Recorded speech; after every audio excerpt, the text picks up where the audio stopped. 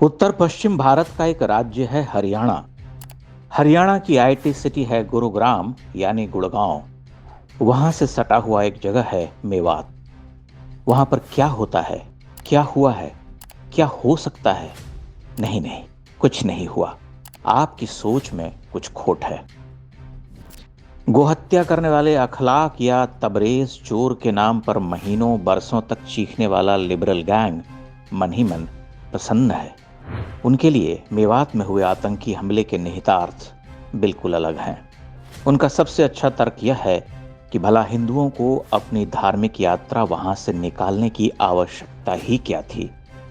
घर में दुबके रहो, बाहर अपने देवालयों तक मत जाओ, उस रास्ते से शोभा यात्राएं मत निकालो जहां हमारे भाईजान बसते हैं। यह उनकी धार्मिक स्वतंत्रता का हनन है। सड़क मार्ग से कारों में बैठकर जाना भी स्वीकार नहीं है। उनकी भावनाओं को ठेस पहुंचती है। हिंदुओं, तुम बहुत सांप्रदायिक हो। इसी तरह का अन्यायी और आश्चर्यजनक सेक्युलरिज्म इस देश में चलता है। इस सेक्युलरिज्म के पैरोकार बड़े बड़े लोग हैं। सुप्रीम कोर्ट के जज साहब से लेकर बड़े बड़े नेता, बड़े सिनेमाई लोग, पेंटर, सामाजिक कार्यकर्ता, पत्रकार, कवि, लेखक, ये मणिपुर पर स्वतः संज्ञान लेते हैं। मेवात की भयानक घटना पर मौन स्वीकृति देते हैं। मेवात में जो हुआ वह क्या था, उसे क्या कहा जाए? वह तो सामूहिक नरसंहार की भयंकर तैयारी थी। घेर कर, घात लगाकर निहत्थे श्रद्धालुओं को मारा गया, उनकी गाड़ियां जलाई गईं। यह सब देखकर वे सभी लोग प्रसन्न हैं।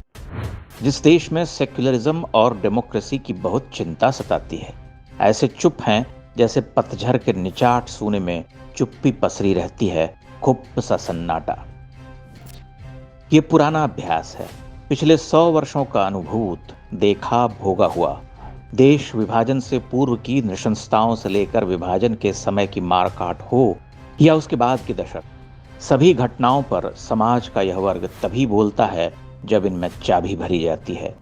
कश्मीर में हिंदुओं पर हुए अत्याचार और उन्हें अपने पुरखों की धरती से भगा दिए जाने को ये निर्लज्जता के साथ सही ठहराते रहे, मानो लाखों लाख कश्मीरी तो बस देशाटन पर निकल पड़े हों।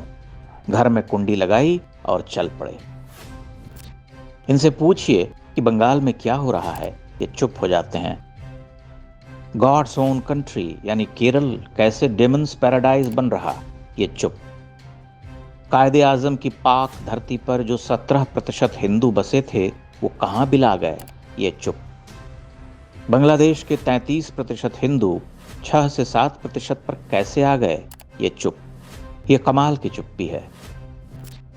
सच को झूठ और झूठ को सच कर देने की यह अनूठी परिपाटी भारतीय उपमहाद्वीप में पिछले 100 वर्ष से चल पड़ी है, जिसके पुरोधा हैं हमारे बापूजी।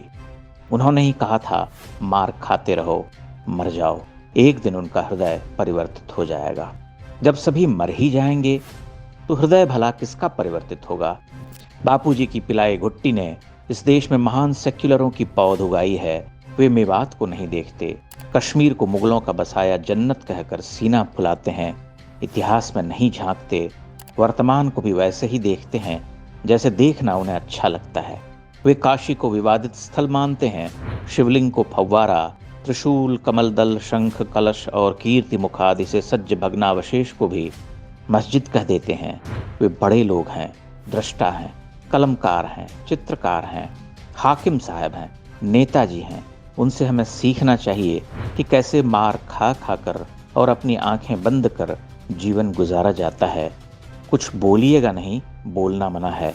बापू के बंदर बन जाइए।